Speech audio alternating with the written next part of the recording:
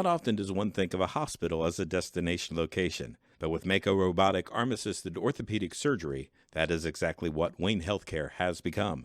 Mako robotic arm-assisted surgical technology has proven successful patient outcomes, increased accuracy, and precision. With this technology, Wayne Healthcare is committed to being the first choice destination for orthopedic surgery in the region. To learn more, visit waynehealthcare.org/robotics.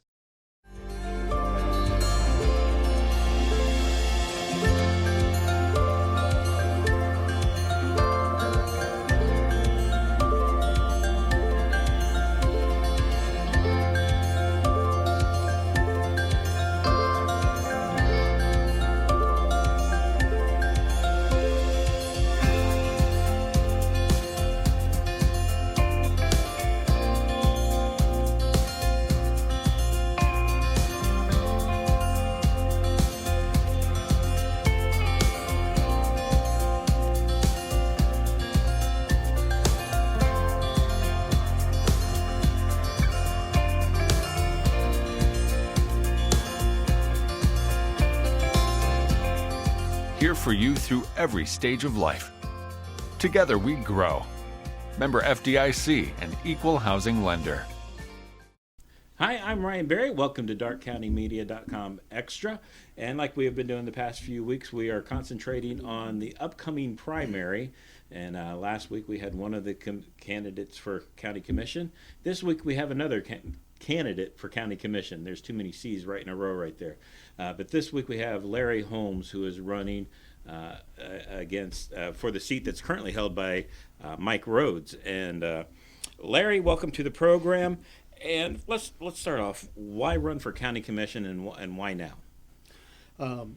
Why run for county commission? Now, I guess maybe why now? I'm getting the end of my career at Fort Recovery Industries. Been there 40 plus years.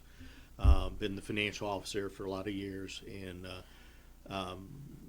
this is something I would look back. My wife and I looked back 15, 20 years ago and said, if I get the chance to give back to the county or give back to the community, what would that look like? Mm-hmm. And we kept coming back to, county commissioner could be something I could have a lot of fun with and have a lot of positive impact and build on my experiences. So now, the why now is I'm getting ready to retire. Mm-hmm. I would retire in 2020. Mm-hmm. That's been announced. We've been doing a transition for some period of time, and now's the time. Right. That's what brought the now. Very much care about the community is really what it comes down to. Been involved in a lot of stuff over the years, and want to give back to the community that I've been raised in. We raised our family. We have 4 children, mm-hmm. My mom's still here. Carol and I are here. Carol and I have been married 41 years. We chose to raise our 4 children here. Mm-hmm. We've been real fortunate to have 2 of the 4 children come back. And the oldest, Heather Costa, is a speech and language pathologist with the ESC, the Educational mm-hmm. Service Center.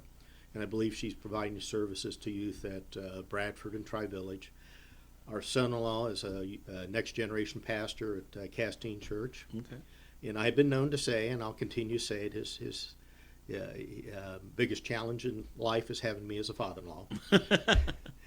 But he wears it well. So they're back, and their 3 children are here. And our youngest guy came back from Nashville, and they have 1 child, and he's with Apple Farms just outside of Versailles.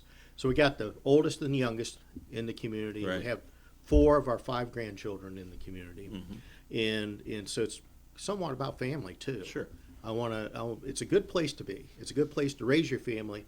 Let's keep it a good place, and let's move it forward. And that's what I would hope I can contribute to making a positive right. difference to moving the county forward. And that's the why I'm running and why now. And you really have been involved in the community in the past. You've been part of the Greenville School Board. And even now, people don't see you out there a lot like in an elected position, but you're really involved with Darke County Economic Development mm-hmm. through the CIC and some other things. Why still be involved in some of that, even though you're kind of really not an elected official? What's the importance of the CIC for you? importance of, well, the reason to be involved if you are in a community and you want to see it, you need to contribute. You need to step forward and you need to lead if you got the ability and the skills and the opportunity. And part of it's opportunity. I've been in a position where I can give that type of time. Right. The Darke County Community Improvement Corp, I'm on the executive board. You don't want to stand still, and we have to go out and seize opportunities. We have to create opportunities. We also have to seize opportunities, because long term the economy needs to expand, and to support the infrastructure. In this case, the county services that are provided to the citizens. And a good way to do that is to expand the economy. What does it look like? You have to seize those opportunities. It could be manufacturing, it could be something in agriculture, it could be something healthcare, it could be some professional group, or more than likely some combination of those. But what's it look like? We just have to set the opportunity, set the stage, and seize the opportunity. Where are we at now in economic development? Where do you see us now? I know we have Partnering for Progress. We have the CIC that kind of works hand in hand. What kind of direction, having been involved in this area, what kind of direction are we in now as far as economic development? We are, I wouldn't say in a holding pattern, but we're at a point where we need to think strategically. What do we want to look like in 10 years? We've been real fortunate to have organizations such as Jaffe and Whirlpool and Midmark and others who have experienced some growth and are making investments. But we also have organizations that are struggling. The economy is a little fragile right now. And how do we set the stage? And that's multifaceted. That's workforce development. We need to get the skill set there. We have to support our schools to assure that they're preparing those youth for that. And if we're going to retain or attract folks, we need to work on housing and amenities that come with that. So there's a raft of, and there's no single answer. There's going to be a multitude of activities required to get there, and it's going to have to be collaborative. It's going to have to be a team, because we're going to have to be in it together. And I don't know what that looks like for sure. I just know it's you need to put the full court press on and get after it. Your flyer says that you're fiscally conservative. How does that translate into county government for you, or how do you see being fiscally conservative in the county government setting? In the county government setting, in any time you take in taxpayers' dollars, you're a steward of those taxpayer dollars. And fiscally conservative means that you assure those dollars are spent wisely and effectively and only as needed. And because there's limited resources, and there's more true needs and wants than you have resources. So fiscally conservative is watching the dollars, dimes, and pennies. And I know you've probably talked to the county commissioners at some point and don't have an in-depth knowledge of what's going on in the county, but what are some of the areas in the county that you find that are, I guess, pressing or more important than some of the others? There's a wide range of challenges out now. I have met separately with all three commissioners. I've also met with the auditor and treasurer and others, Jim Server in the engineering department, trying to get an understanding. I see two pretty significant topics. One is the fiscal side, and we'll come back to that, and the other is the opiate crisis we have and the challenges that are before the communities and law enforcement. We need to support and encourage those folks. And along that line, I've spent time with Sheriff Spencer, and he had suggested I do a ride along with the deputies. I went through and did that. That's a real eye opener. I may read about an overdose in the paper, or be it the Early Bird or the Advocate, but to actually witness it on a trip is another thing, and I did see that, and some other things. Suggested I go visit the jail. I did that this morning. My wife's a little surprised, but they did let me come home. But I did, and that's another.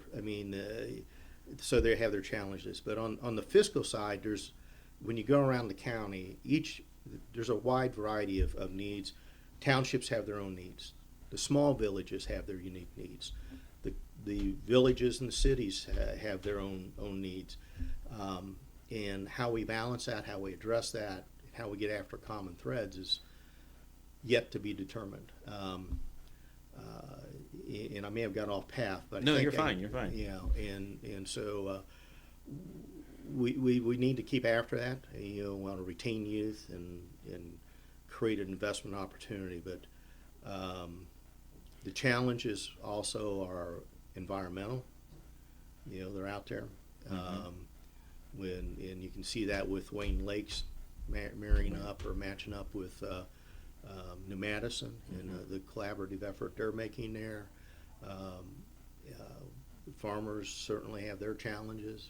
Some of it weather, some of it's just the risks go with it. So there's a wide variety of things. So how does your opponent comes from the small village side? And he's kind of addressed that. But how do you see that working with the county commission? Obviously, Greenville City, for most things, they're pretty much on their own. Mm-hmm. But you get into some of the small villages like an Osgood, North Star, Pittsburgh, even Arcanum, Versailles to some degree, New Madison.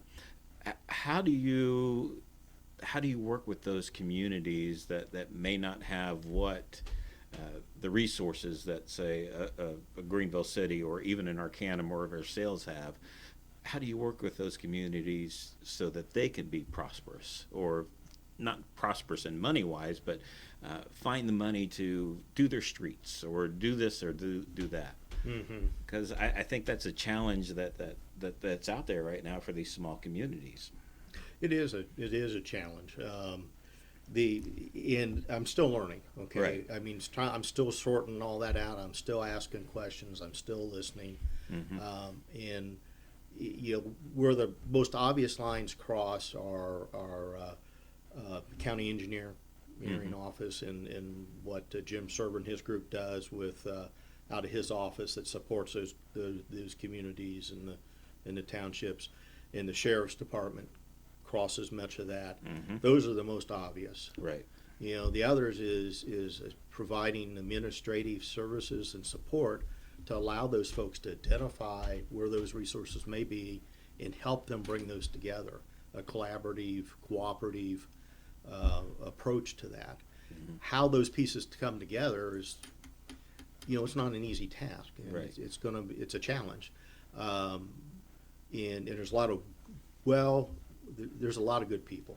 That's the best way. So there's a lot of good people out there that are looking for, how do I go about doing this? So it's taking access that you may have as a county commissioner or access to county service that is available to them and marrying them up. And a lot of it is spending time and talking with them is really where a lot of that's got to be spent. Coming into this, you'll have some idea, because a lot of people have no idea that government is a different kind of animal when you get into it, as far as the funds and where you can spend those. Do you have that knowledge, and how are you going to be able to transfer that to this position? Because you have it from both the business end and then also from the school board. School board, yeah. And fund accounting or public accounting, and that's what the school districts run off. And yes, they got an appropriations, they got a different process, but at the end of the day, money's money, and right. You can't spend it till you have it. And the process of the appropriations sets your priorities and where you're going to allocate your dollars. Right. And I have my mind around it. I've reviewed just this week a 54-page document from the auditor's office. It's a public document. The second time I reviewed it, I'm getting my mind around that. The exposure with fund accounting at the public schools was very beneficial, because it's not quite the shock to the system that you would have others. But an awful lot of things are transferable. I mean, cash is cash, debits are debits, credits are credits, and it all has to balance at the end. And so I'm okay with that. They got a budget, an all-in budget, about $77 million. Now, 55 of that is really pass-through dollars, that the dollars are collected, passed through, and what those dollars are spent for are pretty much predefined and within someone's skill, within their budget, like that you have there, be it the health department or be it Jim Serber's group in the engineering, and there's others. But the other 25 million is, we better spend it wisely. We need to leverage that, right. and that's the part where the commissioners get involved. I continue to say, why I identified this a long time ago. This is what I was interested in doing. What I probably didn't understand then that I understand now is a lot of the commissioner's role is to have a fiscal oversight and provide administrative and fiscal oversight of the county's operations, and that's where I've lived for 40 years. Right. So that part I'm somewhat comfortable with. Right. Yeah. So if people want to contact you, because we're getting short on time, but if they want to contact you, I guess you do also now have a Facebook page for the Holmes for County Commission. They can get you there, or find out information on how to get a hold of you. Also, www.holmesfordarkcounty.com. And you're willing to talk to anybody, I'm sure. Yes. And share what you believe, or if they have questions of you. And also they'll have an opportunity to meet with you. The Republican Party is doing a Meet the Candidates on February 15th, and that's going to be from 9:30 to 10:30 at Chestnut Village out at the Brethren Retirement Community. And then another opportunity to ask questions of you would be on February 24th, 7 to 9 p.m., and that is the League of Women Voters Candidates Forum. So a couple of opportunities. If they see you out on the street, ask you a question, contact you through the website. Yep. We'll put the website up at the bottom of the screen so people can know where to turn to find you. But Larry, thanks for coming in. I appreciate it. Good luck with the campaign. We've only got a few more weeks to go on this, really. March 17th is... And I saw something the other day that absentee balloting for those out of state and those serving in the military has already begun. So it's here. It's here. It's only 6 weeks. I thank you for having us. I encourage folks to get out, ask questions, because you need to know who you're voting for. Absolutely. And I'm trying to get out so folks know who I am. Right. And at the end of the day, I'm going to respectfully ask for their vote. And I'd like to have that. Right. And you can always go back in the Early Bird or Daily Advocate's website. We did a story on him back in August. You can just plug in his name. It'll come up. You can read all about him there. Share the video with your friends, neighbors, wherever. Let them know. For actually both candidates. We had Matt on last week. You can share that video as well. Look at them side by side. You got to know your candidate, and that is what we're trying to do here at Darke County Media, is share the information and let the people out there, the public, make the decision on what they want. So, but that's coming up on March 17th. Don't forget to vote. Don't forget to get registered to vote if you haven't already. That deadline may be approaching or already passed by the time you're watching this video. So I'm not sure what we have next week, but until next week, have a great week. Are you looking for a new family medicine provider? Look no further than Union City Medical Center. They have 2 locations to better serve you and your family in Union City and Greenville. Dr. Roy Harvey and Patricia Sutter, family nurse practitioner, accept walk-ins, provide DOT physicals, and see pediatric patients. For more information on how Union City Medical Center can help you, call 937-968-7416. That's 937-968-7416.